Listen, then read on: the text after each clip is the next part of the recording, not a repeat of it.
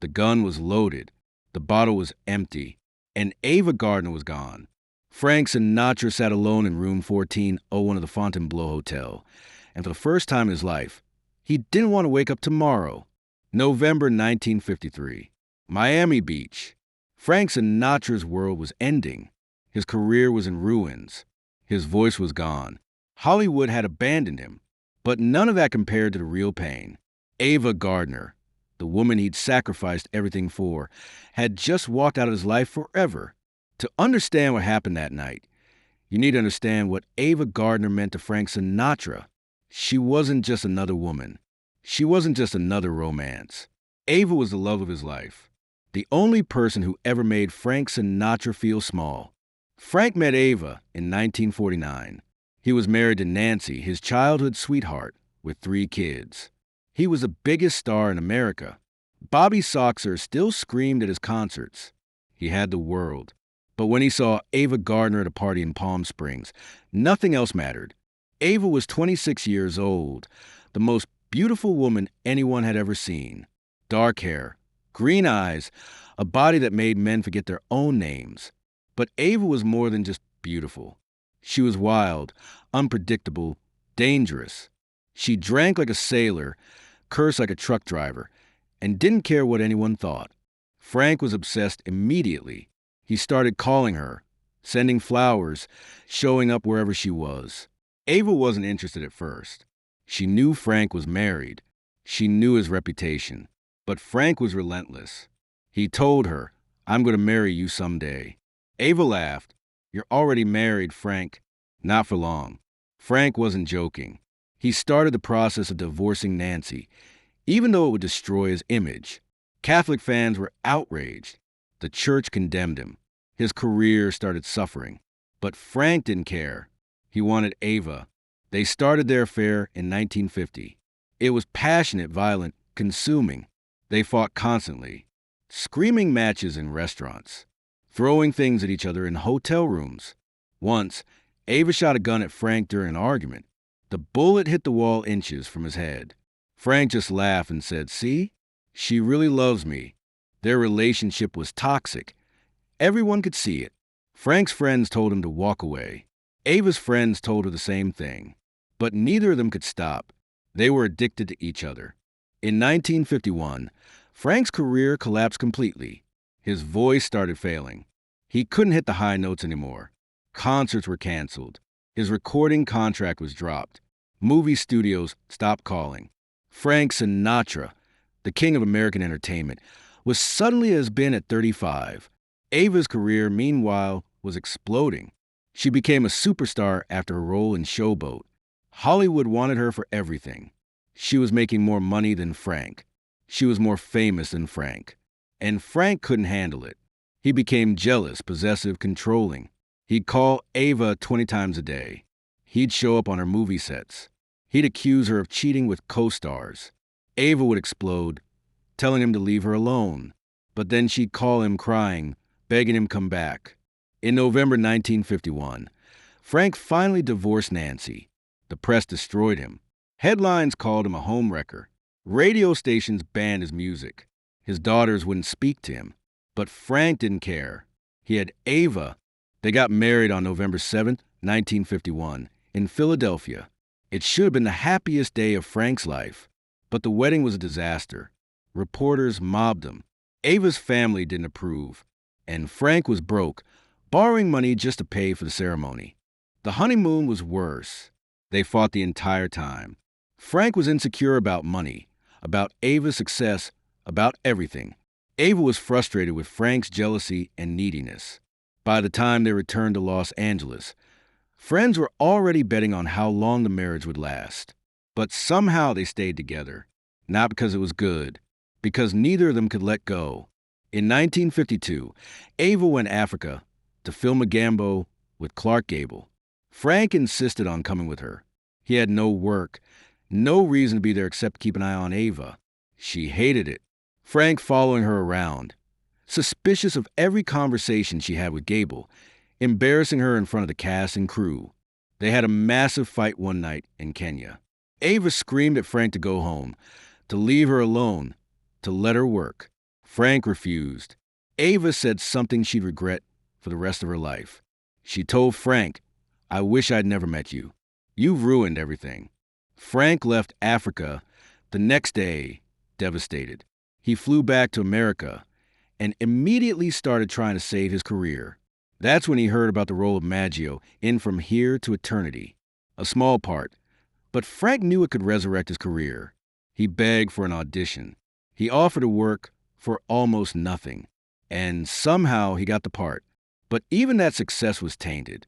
Rumors started immediately that the mob had forced the studio to hire Frank, that Ava had used her connections, that Frank hadn't earned it. The whispers destroyed what little confidence Frank had left. Ava came back from Africa in early 1953.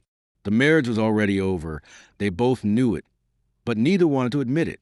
They tried to make it work. They moved into a house in Palm Springs.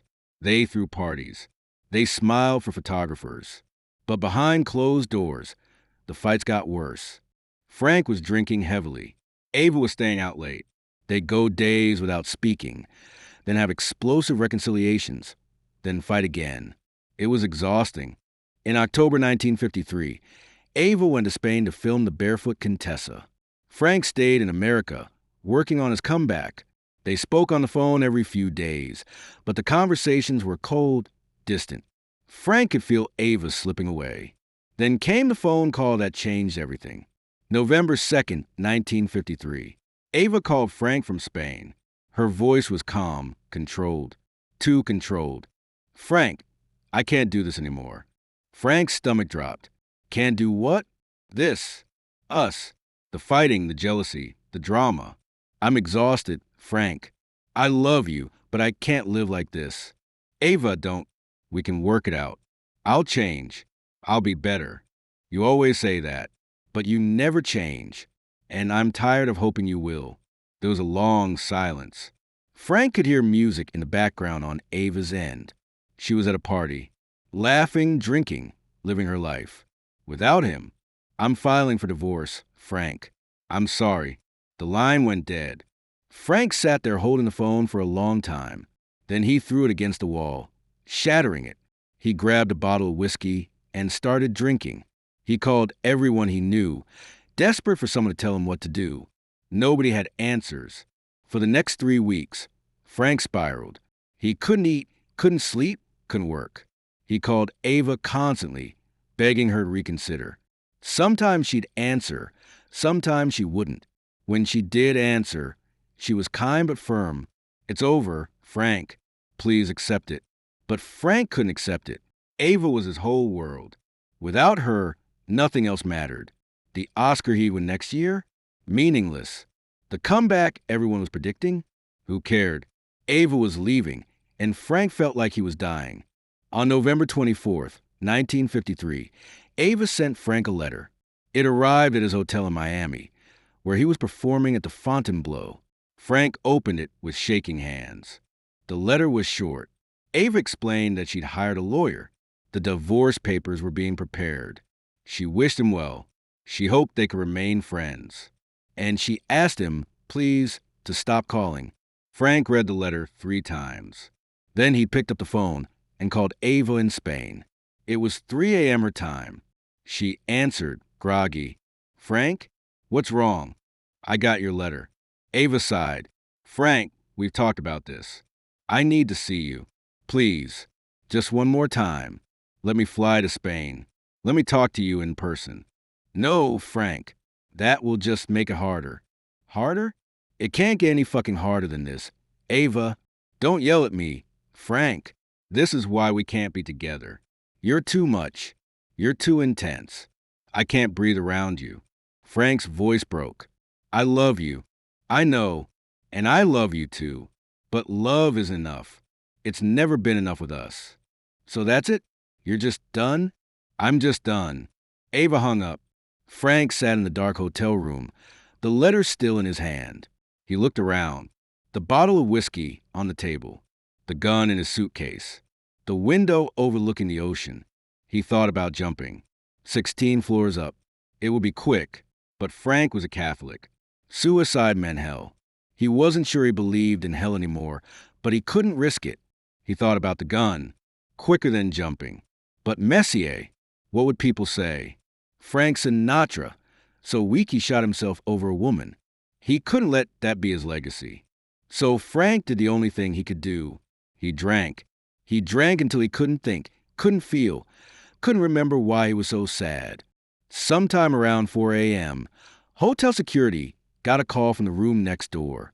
Loud crashing sounds. Yelling. They knocked on Frank's door. No answer. They used their key and opened the door. Frank was on the floor unconscious, surrounded by broken glass. The whiskey bottle was empty. Pills were scattered on the table. The hotel doctor was called. Frank's stomach was pumped. He survived. When Frank woke up the next morning, his manager was there. "Frank, what the hell were you thinking?" Frank didn't answer. He just stared at the ceiling. The story was kept quiet. The hotel was paid off. The doctor signed a confidentiality agreement. Officially, Frank Sinatra had food poisoning. That's what the papers reported. But Frank's friends knew the truth. Ava had broken him. Completely. Ava found out about the incident weeks later. She was devastated. She called Frank immediately. "Frank, I heard what happened. Are you okay?" Frank's voice was cold. "I'm fine." "Frank, please don't do that again. Please. I couldn't live with myself if..." "If what, Ava? If I died? Would you care?" "Of course I'd care. I love you, Frank. I just can't be married to you." "Then what do you want from me?" "I want you to be okay.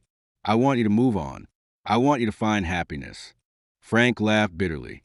"Happiness? Right. I'll get right on that." They talked for an hour. Ava cried. Frank stayed numb. By the end of the call, they both knew it was really over. No more reconciliations. No more maybes. Just over. The divorce was finalized in 1957. Frank didn't contest it. Ava got nothing because there was nothing to get. Frank was still broke. His comeback was just starting. But something had changed in Frank. The night in the Fontainebleau, the night he almost ended it all, had broken something in him. He became harder, colder, more ruthless. He built walls around his heart that nobody could penetrate. Frank would marry twice more after Ava. Mia Farrow in 1966, Barbara Marx in 1976. But neither of them was Ava. Nobody was ever Ava. In the 1970s, a reporter asked Frank about his greatest regret. Frank thought for a long moment, then said quietly, "I should have been a better husband to Ava." "Did you ever stop loving her?" Frank smiled sadly. "Never. You don't stop loving Ava Gardner. You just learn to live with the pain." Ava died in 1990. Frank was too ill to attend her funeral, but he sent flowers, thousands of them, and a note. It said simply, "With all my love, Francis." Frank died 8 years later, in 1998. In his wallet, police found a small photograph. It was of Ava from their wedding day in 1951. Frank had carried it for 47 years. That's the real story of Frank Sinatra and Ava Gardner. Not a Hollywood romance. A tragedy. Two people who loved each other so much it destroyed them both. The gun on the table that night in Miami could have ended everything. But Frank survived. He went on to win Oscars, sell millions of records, become a legend. He had fame, fortune, respect, but he never had Ava. And that was the one thing he wanted most.